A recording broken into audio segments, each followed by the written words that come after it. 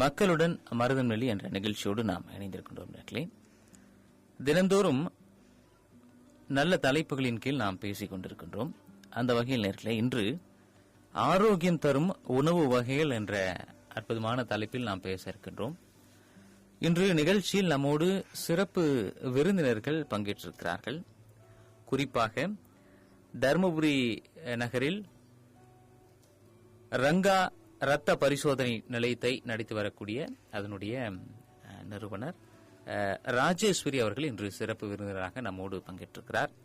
அவரோடு இணைந்து இந்த நிகழ்ச்சியில் ஆரோக்கியம் தரக்கூடிய உணவு வகைகள், நமது உடலுக்கு ஏற்ற உணவு வகைகள் குறித்து சிறப்பு விருந்தினராக ஊட்டச்சத்து மற்றும் உணவியல் நிபுணர் உதயநந்தினி அவர்கள் நம்மோடு நிகழ்ச்சியில் சிறப்பு விருந்தினராக பங்கேற்றிருக்கிறார்கள். அவர்களை மருதன்வெள்ளி சமுதாய வானொலியின் சார்பாக வரவேற்று, இன்றைய காலகட்டத்தில் உணவிற்கும் ஆரோக்கியத்திற்கும் மிகப்பெரிய தொடர்பு இருக்கிறது. என்றைக்குமே அது தொடர்பு இருந்தாலும் கூட இன்று வளர்ந்து வரக்கூடிய இந்த நவீன காலகட்டங்களில் நம் உடலிற்கு ஏற்ற உணவு வகைகளை எவ்வாறு தேர்வு செய்வது உள்ளிட்ட பல்வேறு விஷயங்கள், சந்தேகங்கள் நம்மோடு பேச இருக்கிறார்கள். அன்பிற்கினி நேயர்கள், உங்களுக்கும் கூட இன்றைய காலகட்டத்தில் எது போன்ற உணவினை உடல் வாகு என்று சொல்வார்கள், யார் யார் எந்த உணவினை எடுத்துக்கொள்ளலாம் என்பது குறித்து பல்வேறு விஷயங்கள் பேச இருக்கின்றோம். அன்பான நேயர்கள், இன்றைய இந்த நல்ல நிகழ்ச்சியினை நீங்களும் பயன்படுத்தி உங்களுக்கு இருக்கக்கூடிய சந்தேகங்களை கேட்டு பயன்பெறலாம். அழைக்க வேண்டிய தொலைபேசி இலக்கங்கள் 043442 என்ற முன்னிணைப்போடு 280896 என்ற எண்ணில் தொடர்பு கொள்ளலாம். மற்றும் ஒரு எண்ணாக 290896 என்ற எண்ணில் தொடர்பு கொள்ளலாம். நேர்களே, சிறப்பு விருந்தினர்களை மருதன்வெள்ளி சமுதாய வானொலி அன்பாக வரவேற்கிறது. வணக்கம் மேடம். வணக்கம் சார். வணக்கம். நல்லா இருக்கீங்களா? நல்லா இருக்குங்க. இந்த ஆரோக்கியம் தரக்கூடிய உணவு வகைகள் அப்படின்னு நாம இன்னைக்கு தலைப்புல கொடுத்திருக்கோம். முதலாவது, எது ஆரோக்கியம்? எப்படி இருந்த ஆரோக்கியம்? எப்படி இருந்த ஆரோக்கியம் அது எந்த விதத்திலையும் நம்ம உடம்ப பாதிக்காம இருக்கணும். அமிர்தமும் அளவுக்கு மீறினால் நஞ்சு. எதுவுமே அளவா எடுத்துக்கிட்டோம் அப்படின்னா எல்லாமே எனக்கு நல்லதுதான், எல்லாமே எனக்கு ஆரோக்கியம் தான். மெயினா இப்ப வளர்ந்து வர காலத்துல ஃபர்ஸ்ட் ஃபார்மோஸ்ட் அண்டர்லைன் பண்ணி சொல்ல வேண்டிய விஷயம் பேக்கேஜ்டு ஃபுட். பேக்கேஜ் பண்ணி பாட்டில்லயோ கவர்லயோ ரேப்பர்லயோ அடைச்சு வச்சு ஒன்னு எனக்கு விக்கிறாங்கன்னா அதை நான் எடுத்துக்காத வரைக்கும் நான் ஆரோக்கியமா இருக்கேன். இப்போ இந்த இன்னைக்கு காலகட்டத்தில் ஆரோக்கியம் சீர்குலைவதற்கான இருக்கக்கூடிய வாய்ப்புகள் என்னென்ன? வாய்ப்புகள் முதல் ஃபர்ஸ்ட் ஃபார்மோஸ்ட் விஷயம் என்ன அப்படின்னா, அது என்னோட பிசிக்கல் ஆக்டிவிட்டி. நான் முதல்ல உடல் உழைப்பு எதனா செய்யறேனா, ஆக்டிவா இருக்கனா, என் உடம்புல இருந்து வேர்வை கொஞ்சமாவது வெளியே வருதா அப்படிங்கறது தான் ஃபர்ஸ்ட் அண்ட் ஃபார்மோஸ்ட் திங். அது மோஸ்ட் ஆஃப் இப்ப எல்லார்கிட்டயுமே லாகிங்கா இருக்க ஒரு விஷயம். ஸ்கூல்ல ஆக்குபைடா இருக்காங்க, வேலையில ஆக்குபைடா இருக்காங்க, பனிச்சுமை அப்படி இப்படின்ட்டு நிறைய உடல் உழைப்பு ரொம்ப கம்மியா இருக்கு இப்போ. அதுதான் ஃபர்ஸ்ட் சொல்ல வேண்டிய விஷயம். அடுத்து மன நிம்மதி. மெடிடேட் பண்றதோ, கோவிலுக்கு போயிட்டு கொஞ்சம் ரிலாக்ஸ் ஆயிட்டு வரதோ, ஏதோ ஒரு விதத்துல மன நிம்மதியை தேடி போவோம். ஸ்ட்ரெஸ் அப்படின்னு சொல்லிக்கிறாங்க. எந்த விதத்துல அவங்களுக்கு எந்த ஸ்ட்ரெஸ் இருக்கு? முதல்ல ஸ்ட்ரெஸ் தான் என்ன, நம்மளுக்கு உண்மையாவே ஸ்ட்ரெஸ் தான் இருக்கா? ஓவர் திங்கிங் ஒருவேளை ஸ்ட்ரெஸ் இருக்குன்னு திங்க் பண்ணிய ஸ்ட்ரெஸ் ஆறவங்களும் இருக்கு. சோ ரெண்டு விஷயம். ஒன்னு லைஃப் ஸ்டைல், செடென்டரி லைஃப் ஸ்டைல்னு சொல்லுவோம். இதுல அந்த அளவுக்கு உடல் உழைப்பு இல்லாதது. இன்னொன்னு தேவையில்லாத எண்ணங்கள், சிந்தனை. அது இருந்தாலே என்னோட ஹார்மோன்ஸ் பாதிக்கும், உள்ள என்னோட இன்டர்னல் ஆர்கன்ஸும் பாதிக்கும். உடல் உழைப்பு அது ஓகே. இந்த தேவையில்லாத சிந்தனைகளை தவிர்க்கிறது அப்படிங்க, அதுதான் கொஞ்சம் பிரச்சனையா இருக்கு, சிக்கலா இருக்கு. என்ன சொல்றது, இப்போ நிறைய இன்ஃபுளுன்ஸ் ஆறோம். நம்ம என்ன பொறுத்த வரைக்கும் சொல்றது ஜெனரலி நிறைய இன்ஃபுளுன்ஸ் ஆறோம். இவங்களும் ஒன்னு சொல்றாங்க, அவங்களும் ஒன்னு சொல்றாங்க. நம்ம நிறைய ஸ்க்ரால் பண்ணி நிறைய விஷயத்த உள்ள எடுத்துக்கிறோம். அதனால நிறைய ஸ்கேட்டர்ட் ஆகுது. ஒரே சிந்தனையா இல்லாம பல சிந்தனையா ஒரே டைம்ல செய்யறோம். அதனால ஓவர் திங்கிங் அதிகமாகுது. இன்னொன்னு நிறைய இந்த ஜட்ஜ்மெண்டல், எப்படி சொல்றதுன்னா, அந்த காலத்துல பாட்டிங்கெல்லாம் இப்படி பேசுவாங்க, அத்திங்கெல்லாம் இப்படி பேசுவாங்கன்ட்டு பயந்து இருந்த காலம் போய் இப்ப ஃப்ரெண்ட்ஸ் என்ன சொல்லுவான், கிளாஸ் டீச்சர் என்ன சொல்லுவாங்க அப்படிங்கிற அந்த மத்தவங்க நம்மள எப்படி நினைக்கிறாங்கன்ற ஒரு விஷயம். ஒரு முக்கியமான விஷயத்த மறந்துட்டீங்க, மொபைல் என்ன கமெண்ட் போட்டுருவாங்களோ. அதேதான். சரி, அதை பாலிஷ்டா பண்ணலான்னு பார்த்தேன். சரிங்க மேடம். இப்போ இந்த உணவுகள் எவ்வளவு முக்கியம் மேடம்? கண்டிப்பா ஒரு 5 விஷயம் இருக்கு.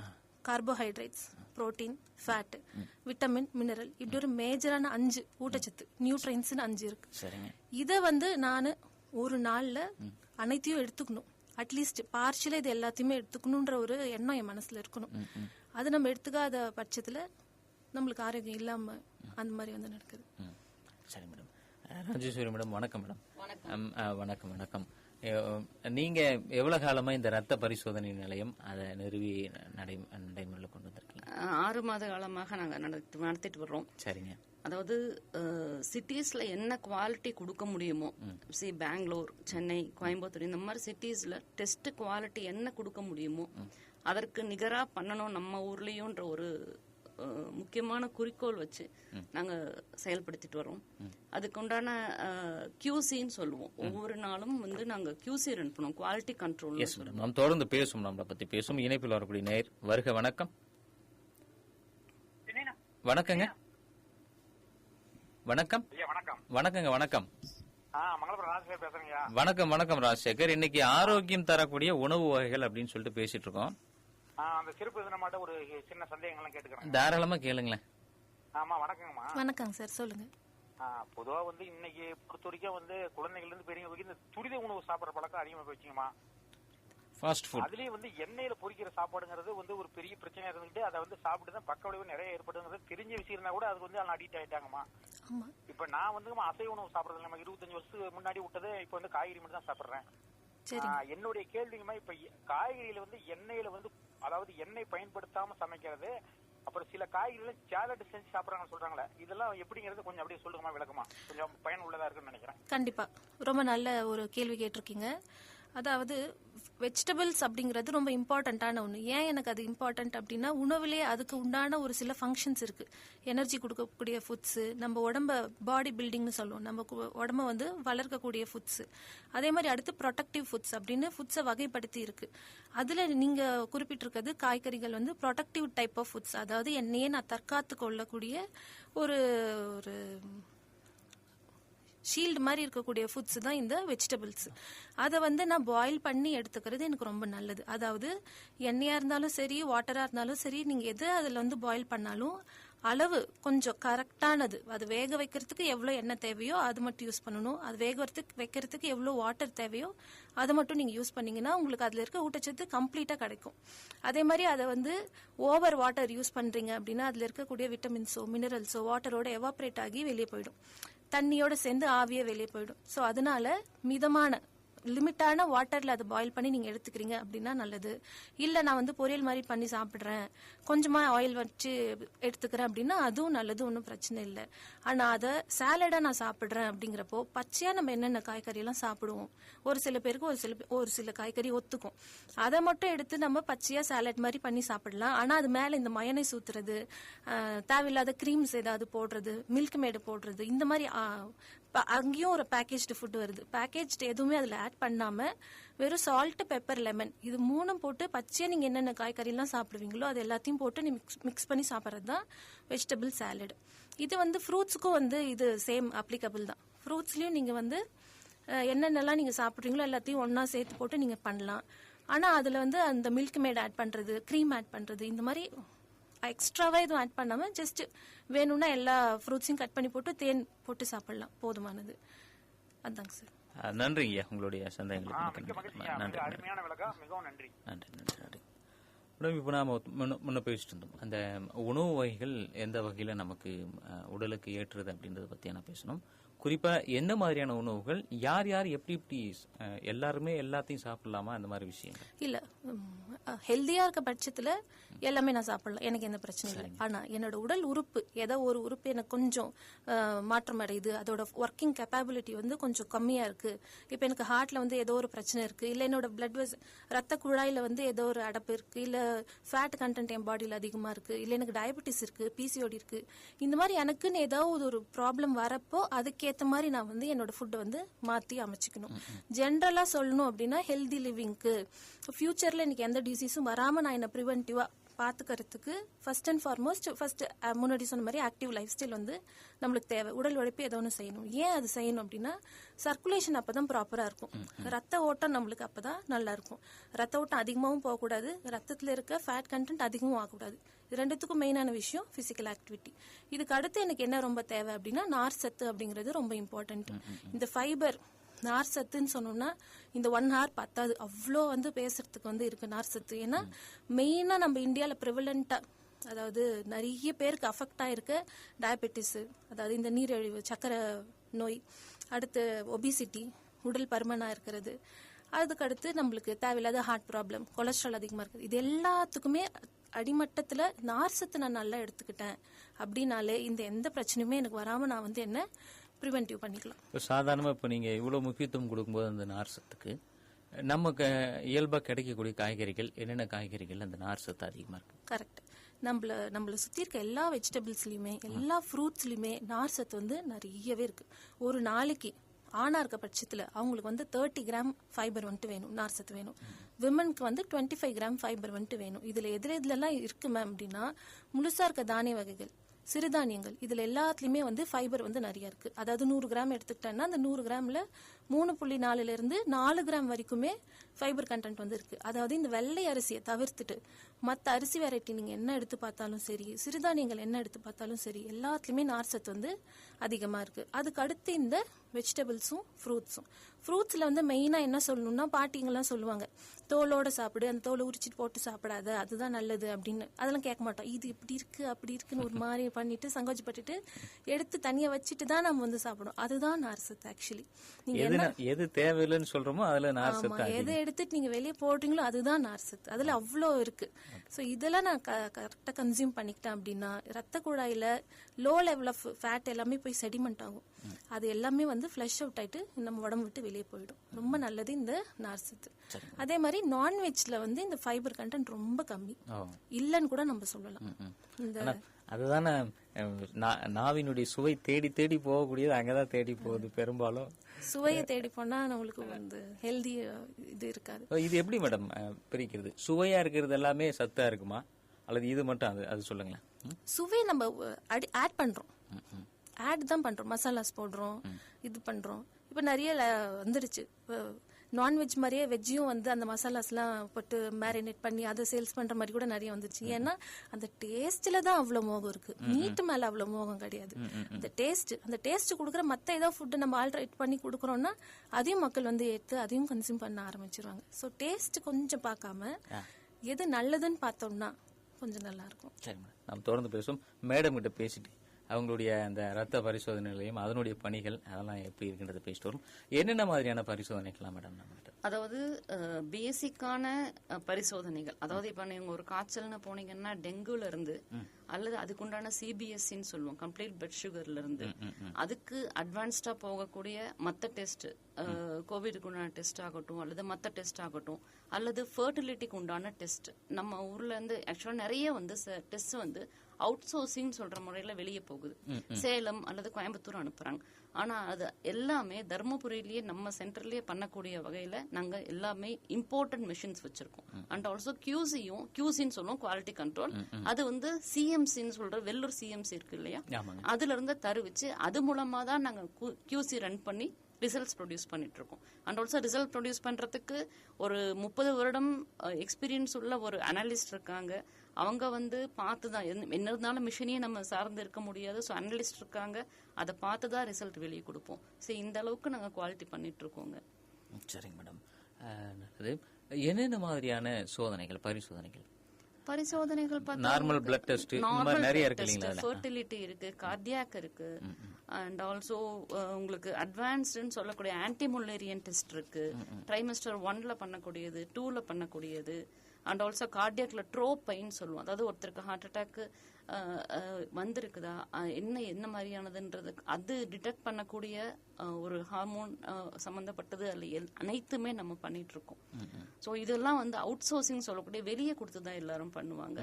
ஆனா நாங்க எங்க சென்டர்லயே பண்ணி கொடுக்கறோம். எல்லாமே இம்போர்ட்டட் மிஷின்ஸ். மெஷினரி அப்படின்றது இதுல ரொம்ப முக்கியமான ஒரு விஷயங்கள். அது எந்த மாதிரியான மெஷினரிஸ், எந்த மாதிரி இன்னைக்கு நவீன டெக்னாலஜில இருக்கக்கூடியது எந்த மாதிரி? அதாவது ஃபுல்லி கம்ப்யூட்டரைஸ்டுன்னு சொல்லுவோம். அதாவது நீங்க மேனுவலா நீங்க எதுவுமே பண்ண தேவையில்ல. உங்ககிட்ட இருந்து நான் பிளட் எடுக்கிறேன்ற போது அது இந்த வயால்லையே உங்க நேமு பார்கோட் போட்டு நாங்க பிரிண்ட் பண்ணி வச்சிருவோம். சரியா? உங்ககிட்ட இருந்து எடுக்கும் போது அந்த பார்கோட் நீங்க படிச்சு பார்த்து உங்ககிட்ட ஒரு சைன் வாங்கிட்டு தான் உங்க பிளட்ன்றதை கன்ஃபார்ம் பண்ணி வைப்போம். அந்த பிளட் வயால வந்து நான் அன்டச்ட் பை ஹியூமன் ஹேண்ட்ஸ்ன்னு சொல்லுவோம். அது மாதிரி அந்த மிஷின்ல கொண்டு போய் அந்த வயால லோட் பண்ணிட்டா இவங்க என்னென்ன டெஸ்ட் கேட்டிருக்காங்க, இவங்க வயசு முதல் கொண்டு நேம் முதல் கொண்டு எல்லாமே ரீட் பண்ணிக்கும் மிஷின்ஸ். ஸோ இந்த மிஷின்ஸ்ல இருந்து டைரக்டா அதை ரன் பண்ணிட்டு என்ன பண்ணும்னா அந்த ரிசல்ட்ஸை டைரக்டா கம்ப்யூட்டருக்கு அனுப்பிடுவோங்க. LISன்னு சொல்லுவோம். அது மாதிரி அனுப்பும் போது உங்களுக்கு மேனுவலி எந்த இன்டரப்ஷனும் அதுல இருக்காது. ரிசல்ட்ஸ் வந்து இப்போ உங்களுக்கு ஹீமோகுளோபின் 10 இருக்குதுன்னா ஒருத்தர் 1 அடிக்க அடுத்து 0 அடிக்க மறந்துடுவாங்க. இதுதான் மேனுவல் எரர்னு சொல்லுவோம் இல்லைங்களா. ஸோ அந்த மாதிரி எதுவுமே இருக்காது. டைரக்டா எல்லாமே கம்ப்யூட்டர் லிங்க்டு. நீங்க இந்த நேம் சப்போஸ் நான் ராஜேஸ்வரினா ராஜேஸ்வரிக்கு ஹீமோகுளோபின் எவ்வளவு இருந்துச்சுன்றது அது சிஸ்டமே கொண்டு வந்துடும் ரிப்போர்ட். ஸோ இப்போ எனக்கு ரிப்போர்ட் ரெடி ஆயிடுச்சுன்னொன்னே அங்க வந்து உங்களுக்கு சிஸ்டம்ஸ்ல காட்டும். ஸோ நீங்க வந்து எனக்கு ரிப்போர்ட் கேட்கறீங்க அப்படின்னா நாங்க வந்து அனுப்பிச்சு விட்டுருவோம். பேசுவோம் மேடம். இணைப்பில் நேயர் வருக. வணக்கம். வணக்கம். வணக்கங்க. நான் வேலூர் மாவட்டம் கட்பாடி பகுதியில் இருந்து சந்திரசேகர் பேசுறேன். வணக்கம் சந்திரசேகர். இன்னைக்கு ஆரோக்கியம் தரக்கூடிய உணவுகள் அப்படின்ற தலைப்புல பேசிட்டு இருக்கோம். இப்ப மேம் வந்து இந்த டெஸ்ட பத்தி பேசியிருந்தாங்க, ஹீமோகுளோபின் டெஸ்ட் பத்தி. அதை பத்தி தான் ஒரு கேள்வி கேட்கலாம் அப்படின்னு. கேளுங்களேன். பழைய காலத்துல டெஸ்ட் அப்படின்னு எடுத்துக்கிட்டோம்னா மேம், ஒரு லெபார்டரிக்கு போறோம் கொடுக்கறோம் அப்படின்னா அது நாள் கணக்கா எடுத்துக்குவாங்க. பட் இப்பெல்லாம் டக்குன்னு கொடுத்துடுறாங்க. சோ இந்த லெபார்டரியில குறிப்பிட்ட இந்த டெஸ்ட் பண்ணக்கூடிய இந்த மெத்தடாலஜி பழைய காலத்துக்கும் இப்பொழுதுக்கும் எப்படி இருக்கு, எப்படி மாற்றம் பெற்று இருக்கு அப்படிங்கறது ஒண்ணு. ரெண்டாவது மேம், பொதுவாக இந்த இன்ஸ்ட்ருமெண்ட்ஸ்ல நம்ம டெஸ்ட் பண்ணறதுக்கும் லெபார்டரியில போய் டெஸ்ட் பண்ணறதுக்கும் ஒரு சின்ன டிஃபரன்ஸ் அப்படிங்கறது கண்டிப்பா இருக்கதான் இருக்கு. இது என்ன காரணம் அப்படின்னு தெரிஞ்சுக்கணும். இத பத்தி உங்களுக்கு கொஞ்சம் ஐடியா இருந்தா எங்களுக்கு ஷேர் பண்ணிக்கோங்க. கண்டிப்பா. நன்றி நன்றி நன்றி. 2 கேள்விகள். ஆமாங்க. அதாவது அவங்க கேக்குறது என்னன்னாக்க, நான் வீட்டுல வச்சு ஒரு குளுக்கோமீட்டர், அவங்க பேசிக்கா சொல்ல வர்றது அதுதான். குளுக்கோமீட்டர்னு சொல்லக்கூடிய சுகர் டெஸ்ட் பண்ணக்கூடிய அந்த மிஷினை நான் வீட்டுல வச்சு பண்றதுக்கும் உங்க லேப்ல வந்து பண்றதுக்கும் என்ன வித்தியாசம்னு கேக்குறாங்க. இது 2வது கேள்வி ஆக்சுவலா அவங்க கேட்டது. அது முதல்ல சொல்லிடுறேன். இப்ப நீங்க வந்து குளுக்கோமீட்டர்ல எடுக்கும் போது கெபிலரி பிளட்னு சொல்லக்கூடிய விரல்ல பிரிக் பண்ணி எடுக்கிறோம், சரிங்களா? அப்படிங்கும் போது உங்களுக்கு அதுல வந்து ஒரு வேல்யூ காட்டும். வெயின் பிளட்னு சொல்லக்கூடிய அதுல வந்து ஒரு வேல்யூ காட்டும். அண்ட் ஆல்சோ இதுல வந்து பெரிய வித்தியாசம்னு நம்ம எதுவும் சொல்ல முடியாதுங்க. மேபி 5% ஆஃப் வித்தியாசம் இருக்கலாம், சரியா? இன்கேஸ் நீங்க ஸ்டாண்டர்டான மிஷின் நீங்க யூஸ் பண்றீங்க வீட்டுல அப்படிங்கிற பட்சத்துல அது கண்டிப்பா அந்த மாதிரி வருவாங்க. வெயின் பிளட்ல எடுக்கும்போது கண்டிப்பா 5% வித்தியாசம் இருக்கும்.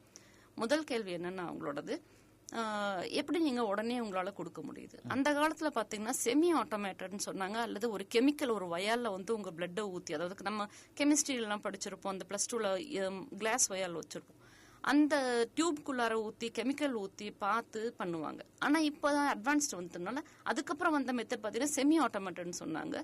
செமி ஆட்டோமேட்டட் ஒரு வச்சிருவாங்க, அதுவா கெமிக்கல் ஊத்திக்கும், அல்லது நம்ம எடுத்து நம்ம கலர் பார்த்து ரிசல்ட் கொடுப்போம், அந்த மாதிரி ஒரு இது வந்து.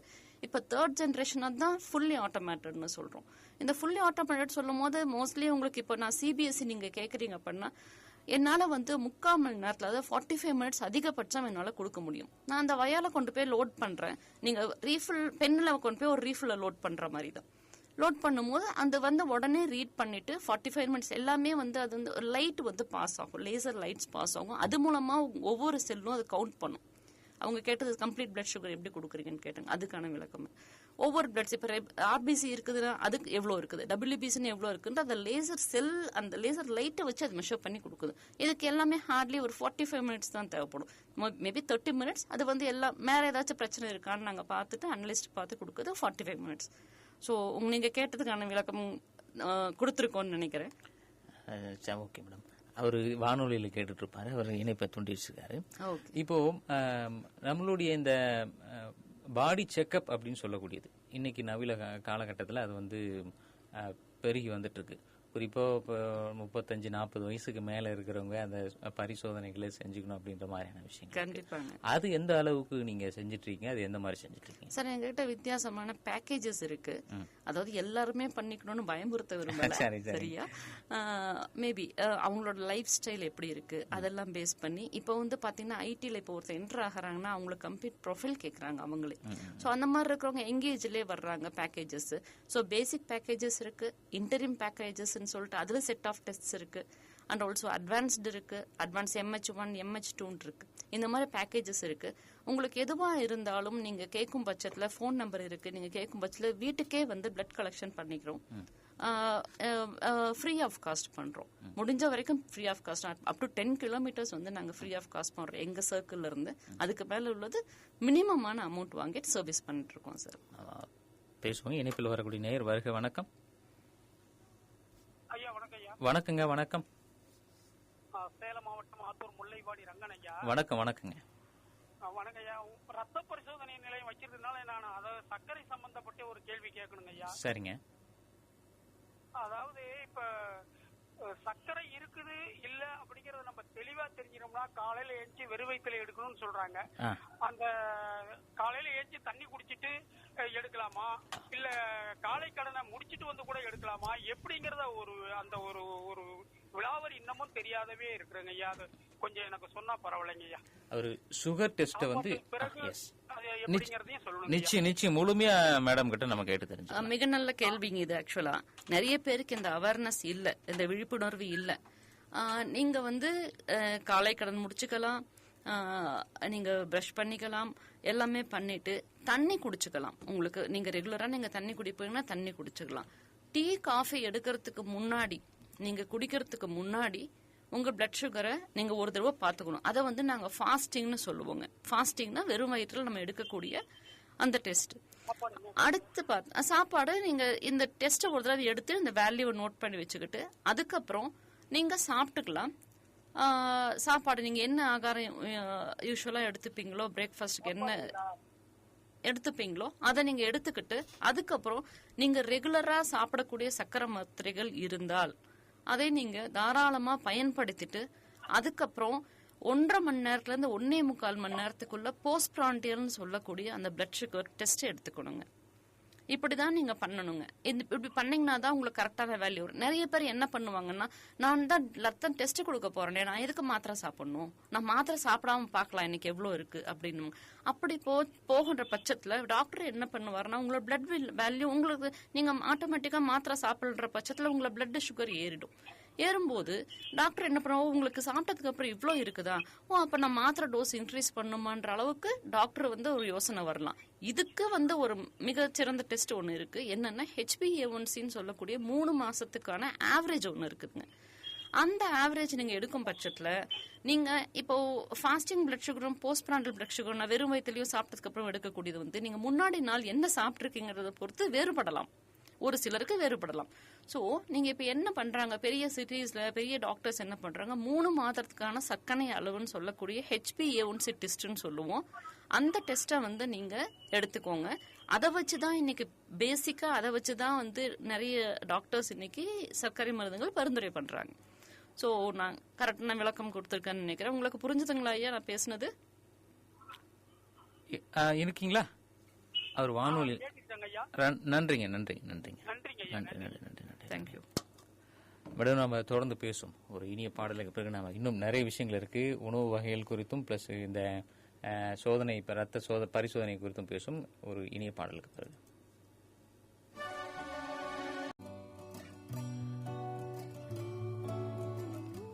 அன்பான நேயர்கள், இணைந்திருப்பது மருதநெல்லி சமுதாய வானொலி 89.6 மாவட்டத்தினுடைய முதல் சமுதாய வானொலி. நேயர்களே, மக்களுடன் மருதநெல்லி என்ற நிகழ்ச்சியோடு நாம் இணைந்திருக்கிறோம். இன்றைய நிகழ்ச்சியில் ஆரோக்கியம் தரும் உணவு வகைகள் என்ற தலைப்பில் பேசிக் கொண்டிருக்கின்றோம். நம்மோடு சிறப்பு விருந்தினர்களாக ஊட்டச்சத்து மற்றும் உணவியல் நிபுணர் உதயநந்தினி அவர்களும், தருமபுரி ரங்கா பரிசோதனை நிலையத்தினுடைய நிறுவனர் ராஜேஸ்வரி அவர்களும் நம்மோடு இணைப்பில் இருக்கிறார்கள்.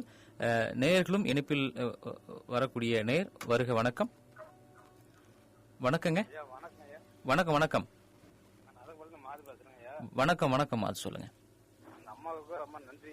நல்ல நிகழ்ச்சி நடத்திட்டு போயிட்டு இருக்குது. உணவு கட்டுப்பாடு ரொம்ப அவசியமா தேவைப்பட்டீங்க. உழைப்பு வேணும் மனிதனுக்கு வந்து, அப்பதான் நோய் வேண்டாது. தேவையில்லாம சும்மா அதனே சாப்பிட்டு 3 டைம் இருந்தானா அது வந்து சில கெட்ட கிருமிகள்லாம் உடம்புக்குள்ள உற்பத்தி ஆயிடும்.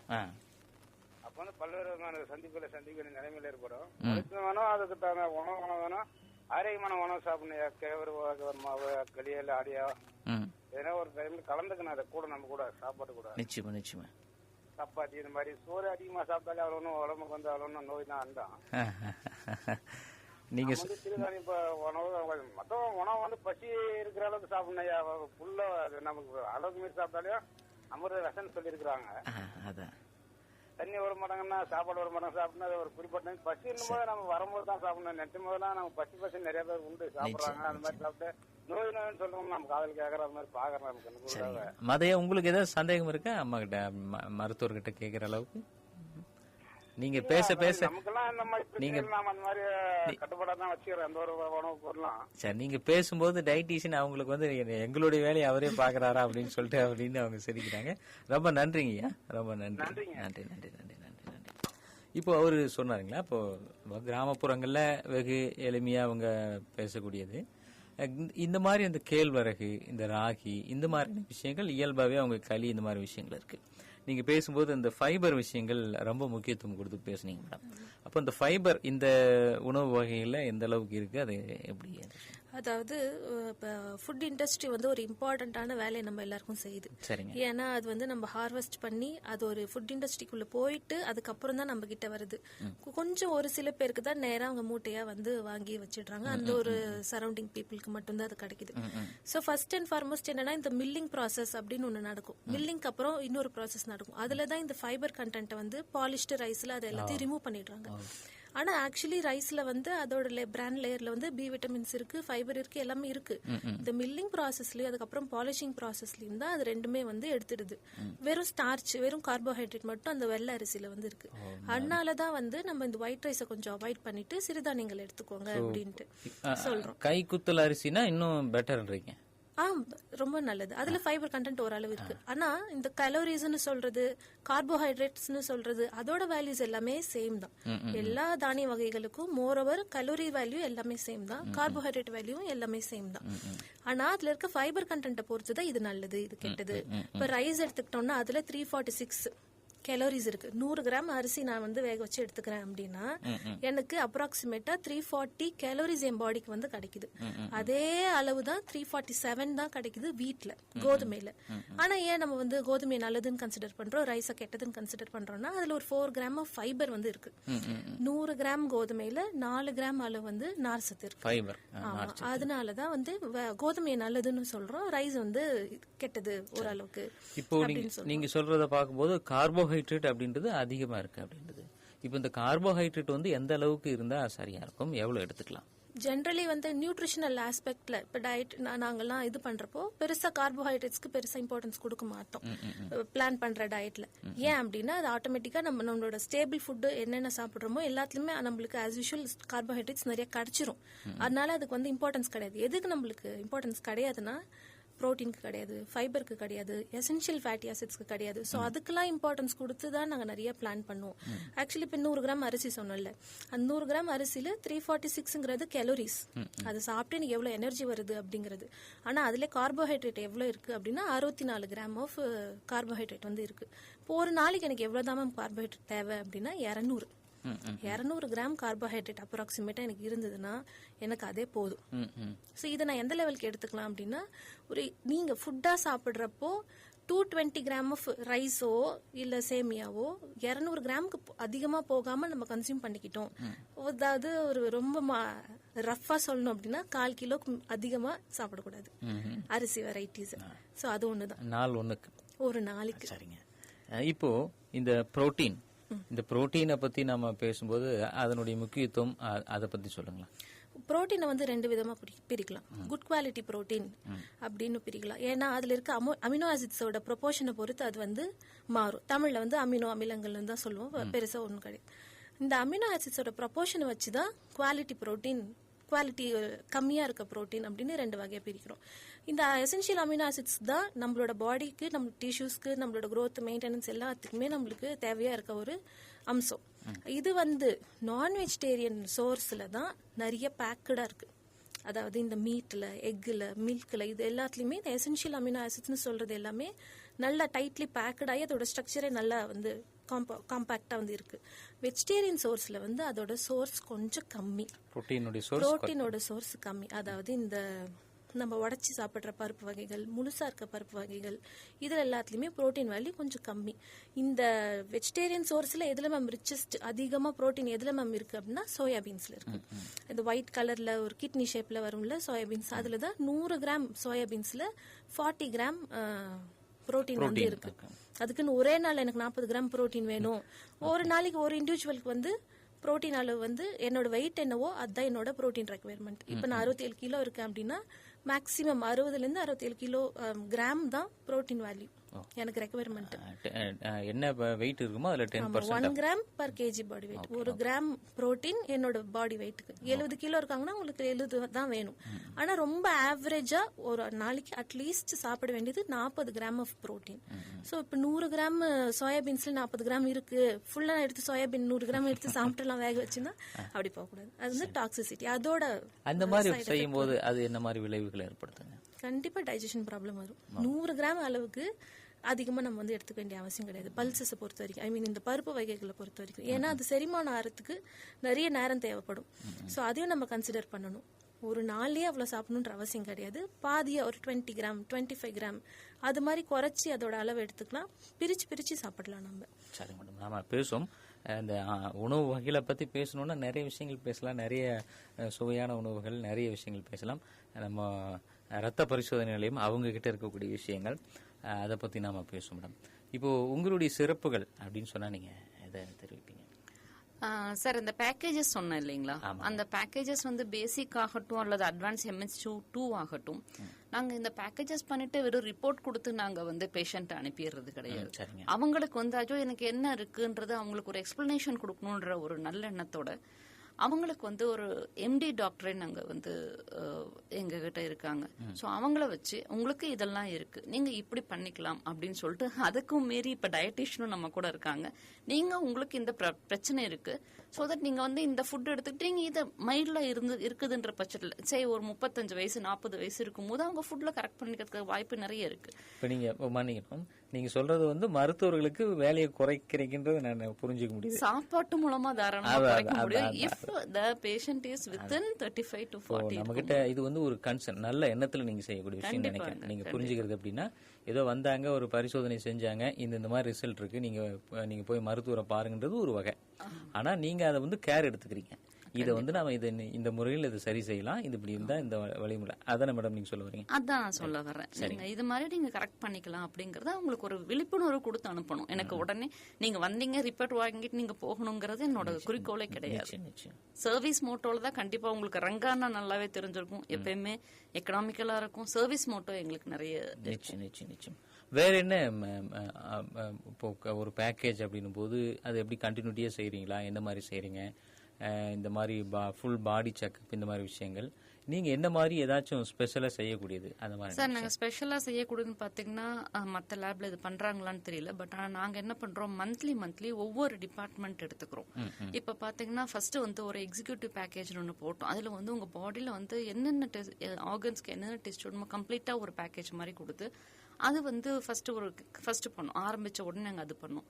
அதுக்கடுத்து பாத்தீங்கன்னா கார்டியாக் பேக்கேஜ் சொல்லிட்டு எங்கிட்ட ECG ஃபெசிலிட்டிஸ் உண்டு. ஸோ கார்டியாக் பேக்கேஜ் போட்டு உங்களுக்கு ஹார்ட்ல ஏதாச்சும் பிரச்சனை இருக்குது அல்லது எனக்கு பிபி இருக்குது, சுகர் இருக்குது, ஸோ எனக்கு ஹார்ட் பிரச்சனை அடுத்து வந்துருமோன்ற இது வேணும், அவேர்னஸ் உங்களுக்கு வேணும் அப்படின்னு நீங்க நினைச்சா அந்த ECG வந்து நீங்க எடுத்துக்கிற மாதிரி ஒரு பேக்கேஜ் ஒன்று போட்டு அதுக்காக டாக்டர் கார்த்திக் அப்படின்னு சொல்லக்கூடிய ஒரு MD கார்டியாலஜிஸ்ட் கிட்ட நாங்க கன்சல்டேஷன் வாங்கி கொடுத்தோம். அது வந்து ஒரு மந்த் போச்சு. அடுத்த மந்த் பாத்தீங்கன்னாக்கா இப்போ வந்து டயட்டிஷியன். ஸோ உணவுல நீங்க எப்படி சரி பண்ணிக்கலான்ற பொறுப்பு. இது வந்து ஜூன் மாதத்துக்கானது 30 முடியுது. இது அடுத்து நாங்க கம்மிங் 30 சண்டே வரைக்கும் இது உண்டுங்க. அடுத்த மாதம் பாத்தீங்கன்னா ஒவ்வொரு மாதமும் ஒரு ப்ராஜெக்ட் நம்ம கிட்ட இருக்குது. அடுத்த மாதம் பாத்தீங்கன்னா யூராலஜி பண்ணிட்டு இருக்கோம். உங்களுக்கு சிறுநீரகம் தொடர்பான முகாம் ஒன்று நடக்க போகுது. அதுல பாத்தீங்கன்னா உங்களுக்கு வந்து அது நிறைய பிரச்சனை இருக்குதுங்க. உங்களுக்கு ப்ராஸ்டேட் வீக்கம் சொல்லக்கூடிய 40 வயது மேலுக்கு வந்து அந்த பிரச்சனை வரலாம். ஸோ இது வந்து எனக்கு சிறுநீர் கழிக்கிற பிரச்சனை இருக்கு, இல்லாத எனக்கு இந்த சைட்ல கிட்னி பக்கம் எனக்கு மைல்டான வலி இருக்குது, சிறுநீர் கல் வந்து ஒரு பெரிய பிரச்சனையா இருக்கு. இதுக்கெல்லாம் சேர்த்துதான் அந்த பேக்கேஜ் பண்றோம். இதுக்காக டாக்டர் ஜெயபிரகாஷ் அப்படிங்கிறவர் வந்து ஆக்சுவலா குரு கிளினிக்னு வச்சிருக்காரு தர்மபுரியில. ஜெயபிரகாஷ் அவர்கிட்ட நம்ம கன்சல்டேஷன் பண்ணி தரோம் இதுக்காக. சோ இந்த பேக்கேஜை வந்து எல்லாம் அவைல் பண்ணிட்டோம். இது வந்து ஜூலை மாதத்துக்கான ப்ராஜெக்ட், அடுத்த மாதத்திற்கான ஜூலை மாதத்துக்கான. இப்ப இந்த மாதத்துல இந்த உணவு முறைகளை இப்ப இந்த 3 நாள்ல முடிய போது என்ன மாதிரி மக்கள்கிட்ட வரவேற்பு இருந்தது, என்ன மாதிரி விஷயங்கள் அதுல செஞ்சிருக்கீங்க, நீங்க உணவு முறையில எப்படி மாற்றங்களை கொண்டு வர முடியும்? அதாவது என்ன மாதிரியான ரீச் இது இருந்தா நிஜமாலுமே நாங்க வந்து இது நம்ம தர்மபுரியில இந்த அளவுக்கு ரீச் இருக்குமான்ற நாங்க எதிர்பார்க்கல. ரொம்ப ரொம்ப நல்ல மக்கள் வந்து இவ்வளவு விழிப்புணர்வா இருக்காங்க, ரொம்ப மகிழ்ச்சியா இருக்கு. ஆக்சுவலா நாங்க உணவுத்துறை சார்ந்தது எங்களோட பேசிக் ஆக்சுவலா ரங்கா அப்படின்னாக்க. ஸோ நம்ம இது பண்ணிட்டு இருக்கோம், இது பண்ணலான்ற ஒரு ஐடியால பண்ணோம். அண்ட் ஆல்சோ மக்களுக்கு வந்து ஒரு எப்படி சாப்பிடணுங்கிறது நிறைய பேருக்கு வந்து அவேர்னஸ் தெரியலைங்க. அதுக்காக வந்து நிறைய கார்போஹைட்ரேட் எடுத்துக்காங்க, இல்ல நிறைய பொரிச்ச உணவு எடுத்து முன்னாடி எல்லாம் நம்ம பேசிட்டு இருந்த மாதிரி இது மாதிரி எடுத்துக்கிறாங்க. ஸோ எப்படி சாப்பிட்டா அவங்க ஆரோக்கியமா இருக்கலாம் அப்படிங்கறதுக்காக இது வந்து நாங்க பண்ணோம். நிஜமாலுமே ரொம்ப நல்ல வரவேற்பு. ஈவன் நாங்க வந்து டவுன்ல மட்டும்தான் இந்த விழிப்புணர்வு இருக்கணும், கிராமப்புறத்துல அவ்வளவு விழிப்புணர்வு இருக்குங்க. நாங்க காரியமங்கலத்துல போய் ஹோம் கலெக்ஷன் பண்ணிட்டு இருக்கோம். மாரன், டெல்லி, பாலக்கோடு இங்கெல்லாம் எங்க பசங்களுக்கு போறதுக்கு ஆக்சுவலா வந்து டைம் ரொம்ப நெருக்கமா இருக்கிற அளவுக்கு, பிஸியா வச்சுக்கிற அளவுக்கு மக்கள் ஆதரவு இதுக்கு இருக்குதுங்க. சோ ரொம்ப மகிழ்ச்சி எங்களுக்கு. ஆக்சுவலா ரொம்ப திருப்தியா பண்ணிட்டு இருக்கோம் இந்த வேலைய, ஆத்ம திருப்தியோட பண்ணிட்டு இருக்கோம். நீங்க மாதம் ஒரு பேக்கேஜ், ஒரு அவேர்னஸ், விழிப்புணர்வு அப்படின்னு சொல்றீங்க. அந்த மாதிரி நேரங்களில் மருதம் நெல்லி சமுதாய வானொலியும் நீங்கள் அந்த மாதம் அதை பயன்படுத்தி நல்ல முறையில் இன்னும் ஒரு படி மேலே மக்களுக்கு கொண்டு போய் சேர்க்கறதுல நீங்கள் செவனே எங்களுடைய ஒத்துழைப்பையும் நீங்கள் நல்கி எடுத்துப்பீங்க அப்படின்ற ஒரு நம்பிக்கையோட இந்த மருத்துவர்கள் அல்லது நீங்க இந்த ரத்த பரிசோதனை நிலை தொடர்பா அல்லது மக்கள் எப்படி இதை வந்து பயன்படுத்திக்கணும், என்ன மாதிரியான ஒரு விழிப்புணர்வு இந்த பரிசோதனையில இருக்கணுன்றதை பத்தி உங்களுடைய நிறைவான பார்வை என்ன? விழிப்புணர்வு இருக்கணும்னா, அதாவது நம்ம போறோம், ஏதோ ஒரு நமக்கு உடம்புக்கு ஒண்ணு வருதுங்கும் போது நான் போறேன் மெடிக்கல் ஸ்டோர்ல வாங்க. ஆக்சுவலா நான் மெடிக்கல் தொழிலும் இருக்கிறேன், இதை நான் சொல்லக்கூடாது, இருந்தாலும் நான் சொல்றேன், நான் ஜெனூனா பேசணுன்றதுக்காக நான் சொல்றேன். நான் போனேன், எனக்கு 2 நாள் காய்ச்சல் இருக்கு, 3 நாள் காய்ச்சல் இருக்கு, இருந்தாலும் பரவாயில்ல நான் மெடிக்கல் ஸ்டோர்லயுமே மாத்திரை வாங்கிக்கிறேன்றது கூடாது. நீங்க ஃபர்ஸ்ட் எய்டா, அதாவது எனக்கு சளி இருக்கு, நாளைக்கு அவசரமான வெளியே போகணும், என்ன டாக்டரை பார்க்க டைம் இல்லைன்னும் போது நீங்க ஒரு மாத்திரை வாங்கி போட்டுக்கலாம். அதுவே எனக்கு 2வது நாள் நீடிக்கும் பொழுது கண்டிப்பாக நான் ஒரு மருத்துவரை அணுகி அதுக்கான டெஸ்ட் பண்ணிக்கிறதுக்கு ரொம்ப நல்லதுங்க. அது வந்து வியாதியை நம்ம இன்னும் கொஞ்சம் வளராம தடுக்க முடியும் அதன் மூலமா. சரியா? அண்ட் ஆல்சோ வந்து நம்ம வந்து ஒரு 30 வயசு 35 வயசு ஆயிடுச்சுன்னா வருடம் ஒரு முறை நம்மளோட பிளட் டெஸ்ட் பண்ணி நமக்கு எது இருக்குதுன்றத தெரிஞ்சுக்கலாம். அட்லீஸ்ட் இப்ப வந்து எனக்கு கொலஸ்ட்ரால் அதிகமா இருக்குன்னு 35 வயசுல தெரிஞ்சதுன்னா நான் 35 வயசுக்கு அப்புறம் என்னோட ஆயில் இன்டேக் நான் குறைச்சிக்க முடியும் இல்லைங்களா? உணவுல மாத்திக்கலாம்னு சொல்லுவோம். உணவுல மாத்திக்கலாம், ஒன்னும் பெருசா பயப்பட வேண்டாம். இல்ல ஏன் கேக்குறேன்னா மேடம், பெரும்பாலும் கிராமப்புறங்கள்ல சரி, பெரும்பாலும் அது என்னன்னா நம்ம எதையும் சோதிக்காவது இருக்கிற வரைக்கும் பரவாயில்ல, நம்ம அப்படியே இருந்துட்டு போயிருவோம். எதையாச்சும் போய் நம்ம டெஸ்ட் எடுத்தோம்னா, ரொம்ப நல்ல கருத்து, எதையாச்சும் போய் நாம டெஸ்ட் எடுத்தோம்னா நாமளா போயிட்டு அப்புறம் அவங்க அது இருக்கு இது இருக்குன்னு சொல்லி அப்புறம் மேடம் வேற ஏற்கனவே சொல்லிட்டாங்க, அதனால மறுபடியும் ஸ்ட்ரெஸ் வேற கூடி ஏகப்பட்ட பிரச்சனைகளா இருக்குன்றது. இது எந்த அளவுக்கு சரி? ஏன்னா அவங்க நினைக்கிறதும் நம்ம எந்த அளவுக்கு இது சரி, இது என்ன செய்யலாம்? இல்ல என்ன மாதிரி செய்யலாம் அப்படின்னா, நீங்க டெஸ்ட் பண்ணிக்கலாம். நான் தான் சொல்றேன்ல, ஒரு 35 வயசு மேல போச்சு அல்லது ஒரு 40வது பர்த்டே நீங்க கொண்டாடுறீங்க அப்படின்னா அப்பவே நீங்க அலர்ட் ஆயிரும். நீங்க என்னெல்லாம் கூப்பிடுறீங்க இப்போ? 40 வயது நீங்க டச் ஆகுறீங்க அப்படின்னா நீங்க ஒண்ணும் வேண்டாம், வருடம் ஒரு முறை பண்ணணும்னு கூட 2 வருஷத்துக்கு ஒரு தடவை ஒரு கம்ப்ளீட் எக்ஸாமினேஷன் கண்டிப்பா பண்ணிக்கணும். பண்ணிக்கிட்டு, ஏன்னா வந்து உணவு முறையில எப்படி பண்ணிக்கலாம், உங்களுக்கு அது வரைக்கும் கிரேஸ் பீரியட் இருக்கு. 45 இயர்ஸ் வரைக்குமே உங்களுக்கு கிரேஸ் பீரியட் நீங்க வச்சுக்கலாம். அதாவது கடவுள் வந்து உங்களுக்கு நீங்களா உங்களை திருத்திக்கிறதுக்கான நேரத்தை கொடுத்திருக்காங்க. சோ அதுக்காக தான் டயட்டீஷியன் இருக்காங்க. நான் வந்து எனக்கு வந்து கொலஸ்ட்ரால் அதிகமா இருக்கா, சோ நான் நெய்யை குறைச்சிக்கலாம், ஆயில் குறைச்சிக்கலாம், அல்லது சிக்கன் பொரிச்சதெல்லாம் குறைச்சிக்கலாம். அல்லது நான் வந்து எனக்கு இது அதிகமா இருக்கா, நான் எதன் மூலமா இதை நான் திருத்திக்க முடியும் அப்படிங்கறதுக்கு நீங்க யோசிக்கிறதுக்கான ஒரு டைமா நீங்க எடுத்துக்கலாம். சோ அதனாலதான் நான் சொல்றேன், 40 வயசு ஆன உடனே நீங்க 2 வருடத்துக்கு ஒரு முறை பண்ணிக்கணும். முக்கியமா பெண்கள் இதுல வந்து, ஆண்கள் வந்து ஓரளவுக்கு விழிப்புணர்வா இருக்காங்க, வெளியே வர்றாங்க. பெண்கள் வந்து இதுல கொஞ்சம் லேக் ஆகுறாங்கன்னு நான் சொல்லுவேன். ஏன்னா பெண்களுக்கு அதிகம் பிரெஸ்ட் கேன்சர்னு சொல்லக்கூடிய மார்பக புற்றுநோய் வந்து இன்னைக்கு வந்து அதிகரிச்சுட்டு வருதுன்னு தான் நான் சொல்லணுங்க. ஒரு 50 வயசு ஆயிடுச்சா 50 வயசுக்கு மேல நமக்கு எதுக்கு இதெல்லாம் வரப்போகுதுன்றது ஒண்ணு இருக்குது. ஸோ அது வந்து கம்ப்ளீட் எக்ஸாமினேஷன் கண்டிப்பா எல்லா பெண்களும் பண்ணிக்கணுங்க. 50 வயசுக்கு மேல உள்ளவங்க வருடம் ஒரு முறை கண்டிப்பா, நான் 40 வயசுக்கு மேல வந்து 2 வருடத்துக்கு ஒரு தடவைன்னு சொன்னேன். இப்ப 50 வயசுக்கு மேல வருடம் ஒரு முறை கண்டிப்பா பண்ணிக்கணும். ஆண்களுக்கு வரக்கூடியதுன்னு பாத்தீங்கன்னா ப்ராஸ்ட்ரேட்னு சொல்லக்கூடிய அது கண்டிப்பா வர்றதுக்கான வாய்ப்புகள் அதிகம். வரும்னு சொல்ல முடியாது, சிறுநீரகம் சொல்ல முடியாதுங்க. ப்ராஸ்ட்ரேட் அப்படின்னா ரீப்ரொடக்டிவ் விந்தகப்பை, அந்த ஸ்க்ராட்டம்னு சொல்லுவாங்க, எனக்கு கரெக்டா தமிழ்ல தெரியல. ஸ்க்ராட்டம்ல வந்து அது வீக்கம் வர்றது அந்த மாதிரி பிரச்சனை வரும். பெண்களுக்கு எப்படி மார்பகத்துல பிரச்சனை வருதோ அதே மாதிரி ஸ்க்ராட்டம்ல ஆண்களுக்கு விந்தக வீக்கம்.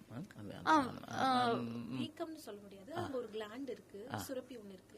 அது இன்ஃபெக்ட் ஆனாலோ அது இன்ஃப்ளமேட் ஆனாலோ அது மேஜரா காமனா ஜென்ஸ்க்கு தான் அந்த மாதிரி நடக்கும். சோ இந்த எக்ஸாமினேஷன்ஸ் அவங்க பண்ணிக்கிட்டாங்கன்னா they will be safer. அவ்வளவுதான் நம்ம சொல்ல வரோம். ஏர்லி ஸ்டேஜ், இப்ப நீங்க மார்பக புற்றுநோய் எடுத்துக்கிட்டீங்கன்னா ஏர்லியர் ஸ்டேஜ்ல இருக்கும் போது நீங்க மாத்திரையிலயோ அல்லது மினிமமான ஒரு ட்ரீட்மெண்ட்லயோ நீங்க வெளியே வந்துட முடியும், சரியா? அதுவே நீங்க ஸ்டேஜ் 3-4ன்னு போகும்போது தேவையில்லாம எவ்வளவு ஒரு மன வருத்தத்தை கொடுக்க, நம்ம கவனிக்காம விட்டுட்டோமோன்ற அவங்களோட பிள்ளைகளோட ஆதங்கம் இருக்கு பாத்தீங்கன்னா, அது என்னைக்குமே நீங்க தீர்க்க முடியாது. நிச்சயம் நீங்க சொல்லும்போது மேடம், அந்த இளம் வயதுல ஒரு மரணம் அப்படின்னும் போது, ஒரு குறிப்பா ஒரு 50 வயதுக்குள்ளார ஒரு அந்த வீட்டினுடைய குடும்ப தலைவன் மரணம் அடையும் போது அந்த குடும்பத்தினுடைய சூழல் வந்து எப்படி மாறி போகுது அப்படின்றதெல்லாம் நம்ம பார்க்க முடியுது. கண்டிப்பா நீங்க பொருளாதாரத்திலேயாவட்டும் இமோஷனலி ஆகட்டும் ரொம்ப பாதிக்கப்படுறாங்க. நீங்க சொன்னக்கூடிய விஷயங்கள் கவனத்துல நம்ம கொள்ளணும். அதே நேரத்துல அந்த ஒரு டைம் பீரியட்ல நாம உணவு முறைகள்லயே அதை சேஞ்ச் பண்ணிக்கலாம்னு சொல்றது ஒரு நல்ல பாசிட்டிவான ஒரு வேர்டை நான் எடுத்துக்கிறோம். நீங்க உடனடியா இதை நீங்க மருத்துவரை தான் பார்க்கணும் செய்யணுன்றதை தவிர்த்துட்டு நீங்க சொன்ன விஷயத்திலே எனக்கு ரொம்ப பிடிச்சமான ஒரு விஷயம், அதை 40 வயசுல அதை நம்ம கவனிக்கும் போது நம்மளுடைய உணவு பழக்க வழக்கங்களை மாற்றும் போது நீங்க உங்களுடைய ஆரோக்கியத்தை கண்டிப்பா பிசிக்கல் ஆக்டிவிட்டி, மேடம் சொன்ன மாதிரி பிசிக்கல் ஆக்டிவிட்டி மஸ்ட்ங்க. அது எல்லாருக்குமே அந்த விழிப்புணர்வு இருக்க மாட்டாங்க. நான் வந்து போறேன் வர்றேன், நான் நடக்கிறேன், நான் வீட்டுல வேலை செய்யறேன், துவைக்கிறேன், அது வந்து பிசிக்கல் ஆக்டிவிட்டி கிடையாது. உங்களுக்கான நேரம், நான் எப்பயுமே சொல்லுவேன், ஒவ்வொரு இண்டிவிஜுவலுக்கும் அவங்களுக்கான நேரம், அது பிசிக்கல் ஆக்டிவிட்டி கண்டிப்பா இருக்கணும். ஒரு 30 மினிட்ஸ் உங்களுக்கான பிசிக்கல் ஆக்டிவிட்டி கண்டிப்பா இருக்கணும். மேடம் சொன்ன மாதிரி ரத்த ஓட்டம் அப்பதான் சீரா இருக்கும் ஒருத்தரோட உடம்புல. அது வரும்போதே உங்களுக்கு அந்த கிரேஸ் பீரியட் இன்னும் கொஞ்சம் அதிகமாகுதுன்னு நீங்க நினைச்சுக்கலாம். இப்போ நிறைவா நம்மளுடைய இந்த ரங்கா ரத்த பரிசோதனை நிலையம் எங்க இருக்கு, எப்படி செயல்படுறீங்க, உங்களுடைய தொலைபேசி எண், உங்களை அணுகணும் அப்படின்னா எப்படி நாம் தொடர்பு கொள்ளலாம்? ரங்கா டயக்னாஸ்டிக்ஸ்ன்றது ரங்கா. நம்ம அதுக்கு முன்னாடி நேயர் ஒருத்தர் இணைப்புல இருக்கார், அவர்கிட்ட பேசிட்டு வந்துடலாம். வருக, வணக்கம். இனிய காலை வணக்கம் சார். வணக்கங்க. சிறப்பு விருந்தினர் அவர்களுக்கும் இனிய காலை வணக்கம்ங்க. வணக்கம் சார், நன்றி. நல்ல தகவல் எல்லாம் சொல்லிட்டு வரீங்க, வாழ்த்துக்கள் அனைவருக்கும். நான் வந்து தருமபுரி மாவட்டம் பாலக்கோடையில இருந்து. சொல்லுங்க பாபாஜான், உங்க இணைப்பு சரியா இல்லாம இருக்கே பாபாஜான். பாபாஜான் இணைப்புல இருக்கீங்களா? உங்க இணைப்பு கொஞ்சம் விட்டு இருக்கு. கேளுங்க, உங்க சந்தேகம் கேளுங்க. எனக்கு உயர் ரத்த அழுத்தம், அதாவது பிபின்னு சொல்லக்கூடியது வந்து 130/80 இருக்குங்க. சரிங்க, மன்னிக்கணும், உங்களுடைய என்னங்க புரியல, கடைசியா சொன்னது சொல்லுங்க. மாதம்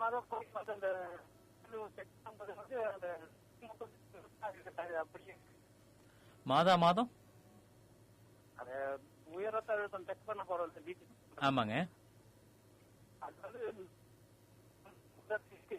இல்ல அது அதே மாதிரி இருக்குது அப்படின்னு சொல்ல வர்றாருன்னு நினைக்கிறேன்.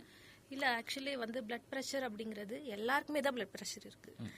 பிளட் பிரஷர் அப்படிங்கிறது நம்மளோட ரத்த குழாயில ரத்தம் போற வேகம் தான் பிளட் பிரஷர். எனக்கு பிபி இருக்கு, எல்லாருக்குமே தான் பிபி இருக்கு. அதோட நார்மல் வேல்யூ என்ன அப்படின்னா 120/80.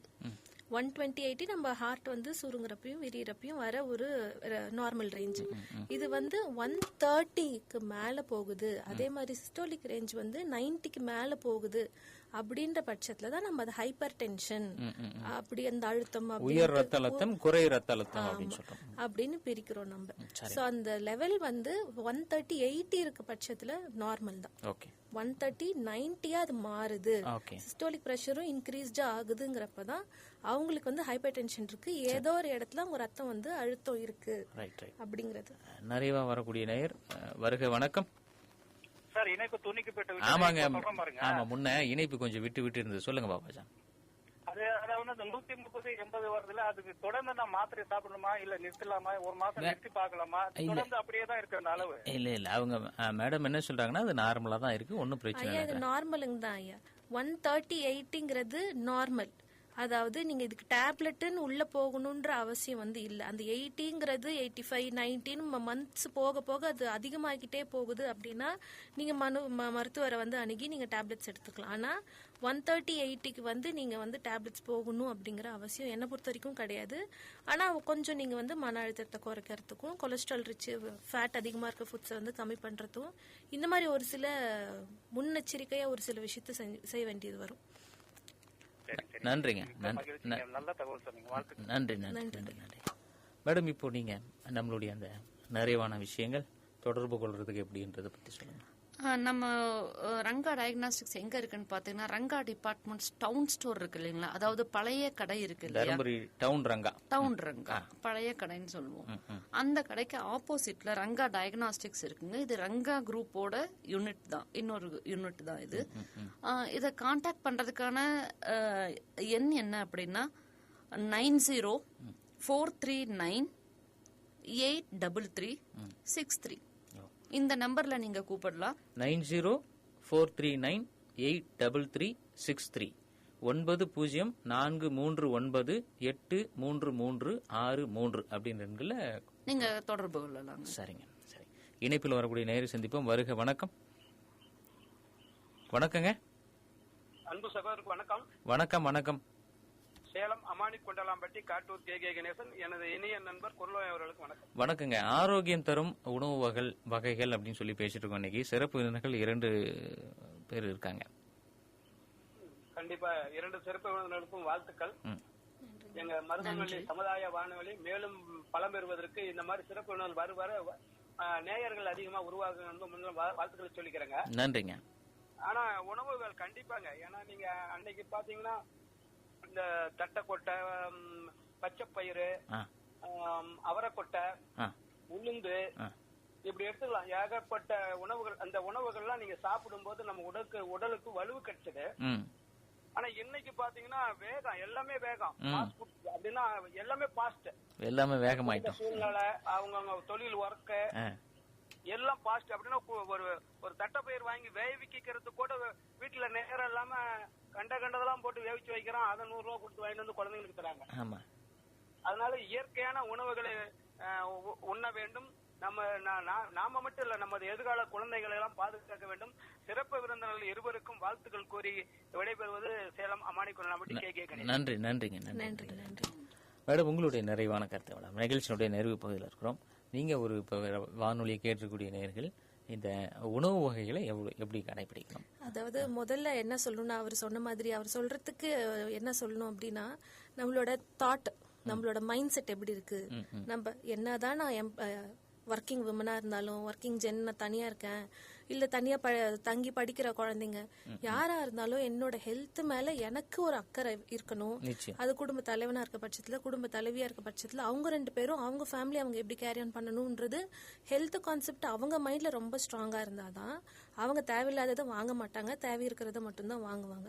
அவங்க என்ன இன்கல்கேட் பண்றாங்க, அவங்க என்ன விதைக்கிறாங்களோ அதுபடிதான் அந்த குழந்தையும் வளரும்.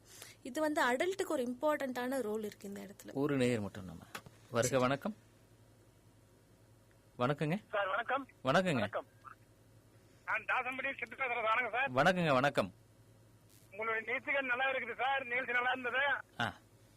இந்த வயசுக்கு ஏற்ற மாதிரி இந்த சிறுதானிய உணவுகள் உண்ணா சார் இன்னும் கொஞ்சம் உடம்பு நல்லா இருக்கும். நம்ம ஐஸ் கொஞ்சம் நீளம் நல்லா இருக்கலாம் சார். நல்லதுங்க. இந்த கேழ்வரகு களி சாப்பிடணும்.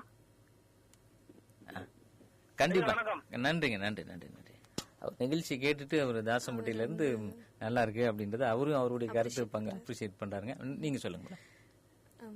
மைண்ட் செட் அதுதான் நான் வந்து சொல்லணும் அப்படின்னு நினைக்கிறேன். இப்போ வந்து அவர் சொல்ற மாதிரி கொள்ளு பருப்பை ஊற வைக்கணுமா, தட்டைப்பயிரை வந்து நைட்டு ஊற வைக்கணுமா, சன்னா தால் வந்து ஊற வச்சு அதை நாளைக்கு சமைக்கணுமா, அதுக்கு வேற இத்தனையை போட்டு அரைக்கணும், அதை வேக வைக்கணும் அப்படின்ற அதை ஒரு பேர்டனா எடுத்துக்காம அதை ஊற வைக்கணும். அப்பதான் அதுல இருக்க நியூட்ரன்ஸ் நிறைய வரும். ஆக்சுவலி நம்ம இந்த முழுசா இருக்க தானியங்களை வந்து ஊற வச்சு வேக வச்சோம்னா அதுல இருக்க ஊட்டச்சத்து வந்து ட்ரிபிள் மடங்கு அதிகமா உயிர் பெறுதுன்னு நினைக்கிறேன். ஆமா, அது அப்படியே ப்ரெஷர் குக் பண்றதுக்கும் அதை ஊற வச்சு நம்ம ப்ரெஷர் குக் பண்ணி சாப்பிடுறதுக்கும் அதுல அவ்வளோ டிஃபரன்ஸ் இருக்கு.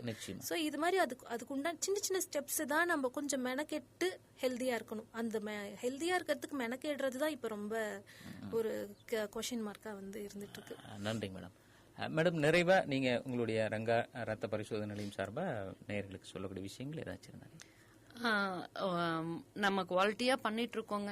பேக்கேஜஸ்க்கு வந்து டாக்டர் கன்சல்டேஷன் ஃப்ரீயா கொடுத்துட்டு இருக்கோம். நாங்க சர்வீஸ் மோட்டோல தான் இது பண்றோம். சோ அனைவரும் இந்த வாய்ப்பை பயன்படுத்தி நலம் பெறுமாறு கேட்டுக்கொள்கிறேன். ரொம்ப ரொம்ப ரொம்ப நன்றி மேடம். உங்களுடைய நேரத்தை செலவு செஞ்சு நம்மளுடைய நிகழ்ச்சியில கடைசியா ஒன்னு ஆனுவல் பேக்கேஜ் சொல்லக்கூடிய சுகருக்கான ஆனுவல் பேக்கேஜ், அதாவது நம்ம சொன்னோம் இல்ல fasting and post prandial and HbA1c, இதை வந்து நாங்க ஒரு பேக்கேஜ் மாதிரி கொடுத்துட்டு இருக்கோம். 1200 ரூபாய் உள்ளது 640 ரூபாய்க்கு கொடுத்துட்டு இருக்கோம். அண்ட் ஆல்சோ எவ்ரி மண்டே நாங்க டாக்டர் கன்சல்டேஷன் ஃப்ரீயா கொடுத்துட்டு இருக்கோம். அனைவரும் பயன்படணும்.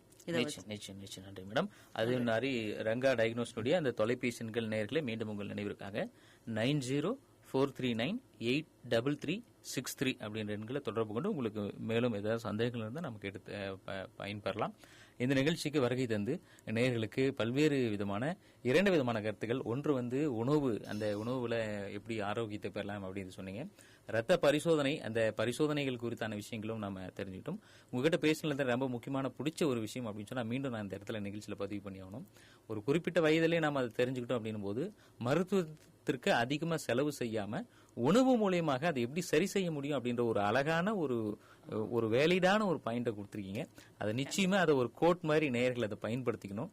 அதை நல்ல முறையில் பயன்படுத்தி சரியான காலகட்டத்தில் சரியான நேரத்தில் அதை கண்டுபிடிச்சாதான் அதை வந்து அந்த உணவு வகைகளை சரி செய்ய முடியும் அப்படின்றது நீங்க தெளிவாக சொல்லியிருக்கீங்க. ரொம்ப ரொம்ப நன்றி. மருதன்வெள்ளி சமுதாய வானொலியில் வந்து உங்களுடைய இந்த ஆலோசனைகளை கொடுத்தமைக்காக எங்களுடைய மருதன்வெள்ளி சமுதாய வானொலியின் சார்பாக வாழ்த்துக்களை தெரிவிச்சுக்கிறோம். உங்களுடைய இந்த மருத்துவ சேவை, பல்வேறு சேவைகளுக்கு மத்தியில் இந்த மருத்துவ சேவையும் மேலும் வளம் பெற வேண்டும். அதே மாதிரி மேடம் அவங்களுடைய அந்த ஊட்டச்சத்து, அந்த உணவியல் தொடர்பான அவங்களும் இணையதளம் மூலமாக வகுப்புகள் கொடுக்கறத சொல்லியிருந்தாங்க. அதுவும் மேலும் மேலும் வளர்ச்சி அடைந்து இந்த சமுதாயத்திற்கு நல்ல ஒரு பலன் கொடுக்கணும் அப்படின்றது எங்களுடைய அன்பான வாழ்த்துக்களை தெரிவிச்சுக்கிறோம். நன்றி.